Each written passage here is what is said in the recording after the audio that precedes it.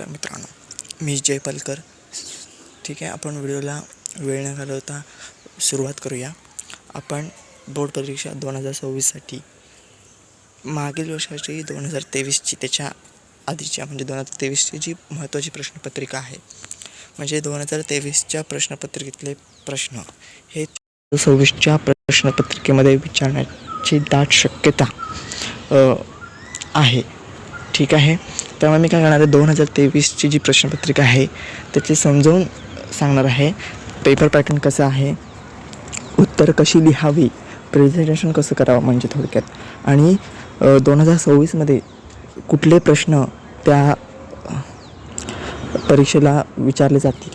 ठीक आहे, 2026च्या त्यावर आपण चर्चा करूया. थोडक्यात व्हिडिओ लहान पण होणार नाही आणि मोठा पण होणार नाही याची काळजी घेतो. ठीक आहे, आता इथे तुम्हाला प्रश्न क्रमांक 1 योग्य पर्यायाचा क्रमांक लिहायचा आहे. ठीक आहे, तुम्ही अंक टाकून पहिल्याच उत्तर काय धरून चला काय आहे ते लिहायचं. ठीक आहे, तर दुसरा प्रश्न असेल पहिल्याच उत्तर काय समजा आहे किंवा ब आहे, ते तुम्ही तिथे असा अंक टाकायचा. पहिलं त्याचं उत्तर काय हे आलं समजा धरून चला, तर ते सगळं तुम्ही तिथे लिहायचे आहे. यामध्ये तुम्हाला हा प्रश्न 5 मार्काला आहे. प्रश्न 1 5 मार्क, प्रश्न 1 5 मार्काला आहे. त्यामध्ये तुम्हाला पुढील विधानं चुकीबरोबर ते लिहा. ठीक आहे, रस्त्यावर सेल्फी काढणे म्हणजे अपघाताला आमंत्रण होय, हे बरोबर आहे. सहसंबंध लिहायचे आहेत. ठीक आहे, इथे एका वाक्यात उत्तर येईल असा प्रश्न लिहिलेला आहे, तो सोडवायचा आहे. जोड्या जुळवायच्या आहेत. ठीक आहे, आकृतीत दर्शवलेला जो भाग आहे त्याचं नाव तुम्हाला इथे द्यायचं आहे. म्हणजे एखादी आकृती दिली जाईल तुम्हाला आणि त्याच्यात तुम्हाला तिथे नाव लिहायचे आहे. एकदम सोपा प्रश्न असतो हा. ठीक आहे, म्हणजे मी काय करतो, डिस्क्रिप्शन बॉक्समध्ये तुम्हाला जे काही महत्त्वाचे प्रश्न आहेत ते मी तुम्हाला देतो आहे. ठीक आहे, प्रश्न क्रमांक 1 यावर आधारित जे महत्त्वाचे प्रश्न आहेत, आणि प्रश्न क्रमांक 2 वर आणि ब वर हे मी तुम्हाला महत्त्वाचे प्रश्न मी देतो. तर 2 हा शास्त्रीय कारण आहे, सायंटिफिक कारण आहे. तर तुमच्या परीक्षेसाठी हा दुसरा प्रश्न येण्याची दाट शक्यता आहे, आणि हा तिसरा प्रश्न येऊ शकतो 2026च्या परीक्षेसाठी या. ठीक आहे, त्यामध्ये काही उच्चस्तरीय वनस्पती व प्राणीसुद्धा काही वेळा विनॉक्सिडेशन करतात. ते का करतात ते तुम्हाला लिहायचे आहे. आता वनस्पती आणि प्राणी, आता वनस्पतींच्या जे कॅटेगरीज असतात त्या तिथे तुम्हाला लिहायच्या आहेत. प्राण्यांचे सुद्धा ज्या काही कॅटेगरी आहेत, प्रजाती आहेत, त्यांच्याबद्दल तुम्हाला लिहायचं आहे. ठीक आहे, थोडंफार. आणि नंतर दुसरा मुद्दा, ते काय म्हणतात ते विनॉक्सिडेशन करतात त्याची कारण मीमांसा स्पष्ट करायची आहे. आणि दुसऱ्या मुद्द्यात त्याचे थोडेफार ते प्रजातीबद्दल लिहून झाल्यानंतर थोडीफार एक पार्श्वभूमी लिहायची आहे, आणि तिसऱ्या मुद्द्यात ते कारण तुम्हाला स्पष्ट करायचे आहे. ठीक आहे, नंतर अणुऊर्जा केंद्रात अणुविखंडन प्रक्रिया नियंत्रित करणे आवश्यक आहे. आता अणुऊर्जा म्हणजे नेमकं काय ते लिहायचं आहे, अणुऊर्जेचे महत्त्व, आणि तिसऱ्या मुद्द्यात तुम्हाला अणुविखंडन प्रक्रिया नियंत्रित करणे कसे आवश्यक आहे आणि का आवश्यक आहे हे लिहायचं आहे. आता वनस्पती फूल हे लैंगिक प्रजननाचे कार्यात्मक एकक आहे. तर लैंगिक प्रजनन म्हणजे नेमकं काय ते तुम्हाला लिहायचं आहे. तुम्ही आकृती पण काढू शकता. जर तुमच्या पुस्तकात असेल तुमची आकृती, तुम्ही ती काढू शकता. ठीक आहे, आता इथे पर्यावरण संवर्धन या टिप्पा लिहा हा प्रश्न आहे. तर पर्यावरणाचे प्रश्न 2 आहे, त्याच्यात टिप्पा लिहा आहे पर्यावरण संवर्धन. तर पर्यावरणाचे संवर्धन करणे का आवश्यक आहे. आता या जे नैसर्गिक साधन संपत्ती आहेत त्यांची काय म्हणतात ते त्यांचं संवर्धन करणे गरजेचं आहे. पर्यावरणाचा ऱ्हास थांबवायचा असेल, आता पर्यावरणाचा ऱ्हास थांबवायचा आहे, मग त्यासाठी काय करायचं, त्याचं संवर्धन करणे गरजेचं आहे. आता वाढती लोकसंख्या, औद्योगिकीकरण, परत काय म्हणतात ते महागाई, यामुळे काय होतं, याचं एकंदरीतच परत वाढते उद्योग, याचं एकंदरीत म्हणजेच औद्योगिकरण, याचा काय होतं एकंदरीत पर्यावरण परिणाम होतो. यांनी काय होतं, पर्यावरण संतुलन बिघडते. ठीक आहे, निसर्गाचा जो समतोल, पर्यावरण साखळी आहे ती बिघडते, निसर्गाचा समतोल ढासळतो, म्हणजे निसर्गाचा जे समतोल आहे त्याच्यात बिघाड होतो. यामुळे पर्यावरणाचे संवर्धन करणे खूप आवश्यक आहे. हे मी तुम्हाला कीवर्ड्स दिलेत. काय, औद्योगिकरण, वाढती लोकसंख्या, महागाई, परत प्रदूषण, त्यामुळे परत ध्वनी प्रदूषण इत्यादी, म्हणजे ते सगळं त्या लोकसंख्येमध्येच तुम्ही लिहायचं आहे. ठीक आहे, त्यामुळे तुम्हाला लक्षात ठेवायचं आहे लोकसंख्या, उद्योगाची वाढ. ठीक आहे, अजून काय आहे, भरपूर काही मानवी कारणे आहेत, नैसर्गिक कारणे आहेत. ते नैसर्गिक कारणे नाही पण मानवी कारणे तिथे लिहायची आहेत. आणि या सर्वांमुळे काय होतं आहे, पर्यावरणाचा एकंदरीत बिघाड होतो आहे. पर्यावरणात जे अस्तित्व आहे प्राण्यांचं ते नष्ट होतं आणि हा जो अधिवास आहे जो प्राण्यांचा तो कुठेतरी टिकवून राहायला पाहिजे. त्यामुळे त्याचं संवर्धन करणे आवश्यक आहे. हे मी तुम्हाला कीवर्ड्स दिलेत. ठीक आहे. 2026साठी अजून खूप महत्त्वाचे प्रश्न जे आहेत ते मी तुम्हाला डिस्क्रिप्शन बॉक्समध्ये मी देतो. त्याच्यावर मी व्हिडिओ बनवण्यात वेळ घालवणार नाही. उद्या फक्त मी ह्याच्यावर व्हिडिओ बनवायचा म्हणतो आहे. कशावर? तर शास्त्रीय कारणांवर. ठीक आहे. आणि उरलेले जे प्रश्न आहेत त्यांच्यावर त्याचे मी डिस्क्रिप्शन बॉक्समध्ये प्रश्न देतो. आता फरक स्पष्ट करा. यामध्ये समपृष्ठ रज्जू प्राणी व असमपृष्ठ रज्जू प्राणी. ठीक आहे. यामध्ये मला त्यांची म्हणजे काय म्हणतात ते त्यांचा पाठीचा कणा कसा असतो. ठीक आहे. त्यांच्यावर थोडक्यात लिहायचं आहे. त्यांचं वर्णन करायचं आहे. त्यांची वैशिष्ट्य द्यायची आहेत. त्यांचं वैशिष्ट्य त्या स्पेसीज प्रजातीबद्दल त्या लिहायचं आहे. ठीक आहे. नंतर वर्तुळातील रिकाम्या जागी उत्तर लिहून आकृती पूर्ण करायची आहे. ठीक आहे. तिथे मला मूलपेशींचे उपयोग जे आहेत ते लिहायचे आहेत. ठीक आहे. तुम्हाला इथे सायबर गुन्ह्यांबद्दल सुद्धा विचारले जाऊ शकतील.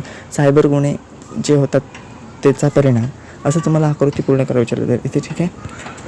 आपत्ती व्यवस्थापनाची कोणतीही 2 उद्दिष्टे लिहा. ठीक आहे. आपत्ती व्यवस्थापनामध्ये काय होतं, जे आपत्तीमुळे जे नुकसान होतं. आता आपत्ती म्हणजे कुठलेही पूर्वसूचना न देता येणारे संकट आहे. ठीक आहे. आता आपत्तीचे व्यवस्थापन, जरी ती आपत्ती काय म्हणतात ते कमी करता येत नसली तरी तिची जी आपत्ती टाळता येत नसली तरी तिची तीव्रता जी आहे ती कमी करता येते. आपत्तीची जी तीव्रता आहे ती कमी करता येते. म्हणजे आपत्ती टाळता येत नाही पण तिची तीव्रता कमी करता येते. मग ही तीव्रता कशी कमी केली जाते तर जे काय वैज्ञानिक उपाय आहेत त्याच्याद्वारे ही काय म्हणतात ते व्यवस्थापन करून आपत्तीची तीव्रता कमी केली जाते. ठीक आहे. मग आपत्ती व्यवस्थापनाचे उद्दिष्ट काय आहेत? एक म्हणजे निर्माण होणारे जे धोके आपत्तीमुळे ते कमी व्हावे. हा एक कीवर्ड्स आहे की आपत्तीमुळे होणारे नुकसान, जीवितहानी कमी होण्याचा उद्देश आहे. ठीक आहे. अजून तुम्ही बरेच काही तुम्ही लिहू शकता. मी तुम्हाला इथे फक्त कीवर्ड्स दिले की आपत्तीमुळे होणारे नुकसान जे आहे ते कमी करणे, म्हणजे जीवितहानी, वित्तहानी कमी करणे, हे थोड्याफार प्रमाणात कमी करणे. ठीक आहे. हा त्याचे उद्दिष्ट आहे. आता पेट्रोल व डिझेलमध्ये इथेनॉल मिसळण्याचे फायदे लिहा. आता हे जे फायदे आहेत, आता तुम्हाला पेट्रोल व डिझेलमध्ये इथेनॉल म्हणजे नेमकं आधी इथेनॉल म्हणजे नेमकं काय हे तुम्हाला माहिती असलं पाहिजे आणि मग नंतर तुम्ही त्याचे फायदे लिहायचे आहेत. आता प्रश्न 3, पुढील प्रश्न सोडवा. डार्विनचा जो नैसर्गिक निवडीचा सिद्धांत आहे, डार्विनचा सिद्धांत काय आहे ते वनस्पतीचं एक त्यांनी द प्रेसिजवरून म्हणजे ते प्रजातीवरून त्याचं ते पुस्तक आहे ते प्रसिद्ध झालं होतं ना डार्विनचं. त्याचा तुम्ही संदर्भ घ्यायचा, थोडक्यात लिहायचं, तो सिद्धांत थोडक्यात लिहायचा ठीक आहे. तो सिद्धांत थोडक्यात लिहायचा, त्याचं विश्लेषण करायचं, असं सगळं तक्ता पूर्ण करायचा आहे. ठीक आहे. प्रथिने दिले, त्या अवयवाचे नाव लिहिलं आहे. ठीक आहे. पर्यावरणावर परिणाम करणारे घटक. तर पर्यावरण भरपूर घटक परिणाम करतात. आता पर्यावरणात जे आहे त्यावर परिणाम करणारे घटक भरपूर आहेत. आता पर्यावरणाचे परिणाम करणारे घटक ते म्हणजे आता पर्यावरणाचा एक भाग जर म्हटलं तर जी होणारी नैसर्गिक आता परिणाम कुठलं करतं, हे जे उद्योग आहेत ते पर्यावरणावर परिणाम करतात. कसं मोठ्या प्रमाणात काय होतं, उद्योगांमुळे होणारे जे प्रदूषण आहे कारखान्यातनं ते पर्यावरणावर परिणाम करतात. त्यामुळे काय होतं, पर्यावरणाची हानी होते. हा एक घटक पर्यावरणावर परिणाम करतो. ठीक आहे. लोकसंख्येमुळे काय होतं, जमीन संसाधन आहेत त्याचा वापर जास्त होतो, अपव्यय होतो त्यांचा. हा एक परिणाम ह्या एक परिणाम होतो. हे तुम्हाला मी कीवर्ड्स देतो आहे. ठीक आहे. आता 2026मध्ये तुम्हाला हा प्रश्न बोर्डाच्या परीक्षेत येऊ शकतो. ठीक आहे. डार्विनचा सिद्धांत, जेवढे सिद्धांत तेवढे पाठवून ठेवा, पण हा डार्विनचा सिद्धांताला टिक मार्क करून ठेवा. ठीक आहे. आता इथे तुम्हाला आकृतीवरून प्रश्न विचारले आहेत, ते खूप सोपे आहेत, तुम्ही ते सोडवू शकता. जैव वस्तुमानापासून कोणती इंधने मिळतात त्याच्याबद्दल तुम्हाला लिहायचं आहे. परिच्छेदमध्ये पुढील योग्य पर्याय निवडून परिच्छेद पूर्ण करायचे आहे.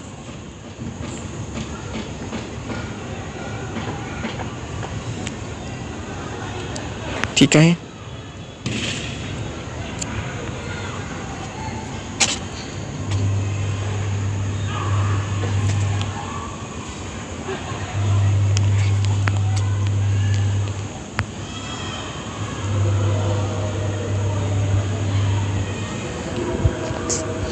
ठीक आहे.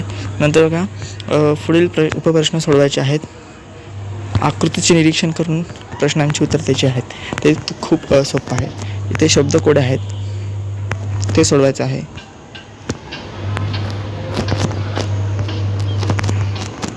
ठीक आहे. हे कोणता सोपाच पेपर आहे तुमचा.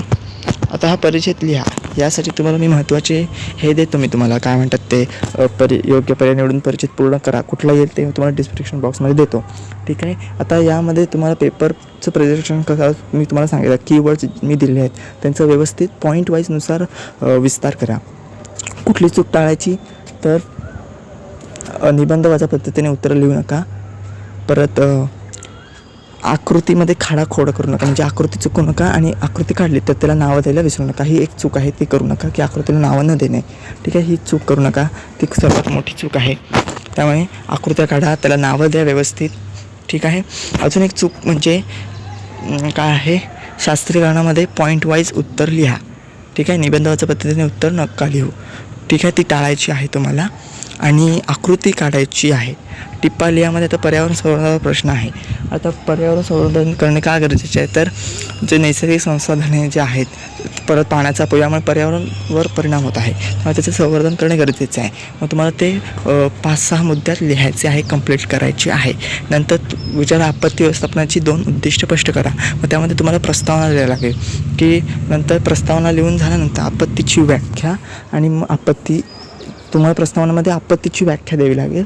आणि नंतर मुख्य उत्तरात आपत्ती व्यवस्थापनाची व्याख्या आणि मग दुसरा मुद्दा म्हणजे त्याची उद्दिष्टे स्पष्ट करायची आणि कुठलीही 2 उद्दिष्टे तुम्ही लिहायची आहेत. ठीक आहे. आणि हे स्पष्ट करताना तुम्ही उद्दिष्ट जर लिहिणार असाल तर तुम्ही प्रवाह तक्ता किंवा संकल्पना चित्र काढू शकता. संकल्पना चित्र काढल्याने पेपर अजून आकर्षक होतं, प्रेझेंटेशन चांगलं होतं आपलं. त्यामुळे ते तुम्ही करू शकता. अजून एक सांगायचं झालं तर जेव्हा आपत्तीची कुठली 2 उद्दिष्टे की होणारे नुकसान कमी करणे. ठीक आहे. हे उद्दिष्ट आहे. मग तुम्ही ती ट्री डायग्राम्सद्वारे काढू शकता, म्हणजे ट्री डायग्राम्स किंवा कन्सेप्ट मॅपद्वारे तुम्ही ती आपत्तीची उद्दिष्ट लिहू शकता. तुम्ही कन्सेप्ट मॅपमध्ये 4 उद्दिष्ट लिहू शकता आणि त्यातली कोणतीही 2 उद्दिष्ट स्पष्ट करू शकता. ठीक आहे. एवढा खूप पेपर सोपा असतो, पैकीच्या पैकी मार्क मिळतात. मी तुम्हाला आता 2026साठी तुम्हाला हा एक प्रश्न महत्त्वाचा विचारला जाऊ शकतो आणि ही आकृती महत्त्वाची आहे. ठीक आहे. या प्रश्नपत्रिकेतले मला एवढेच प्रश्न महत्त्वाचे वाटले. तुम्हाला अजून महत्त्वाचे प्रश्न हवे असते तर डिस्क्रिप्शन बॉक्समध्ये मी तुम्हाला महत्त्वाचे प्रश्न दिले आहेत, ते तुम्ही पाहू शकता. ठीक आहे. तुम्ही माझ्या चॅनल नवीन असाल तर कृपया माझं चॅनल सबस्क्राईब करा. आपण भेटूया पुढच्या व्हिडिओमध्ये. धन्यवाद.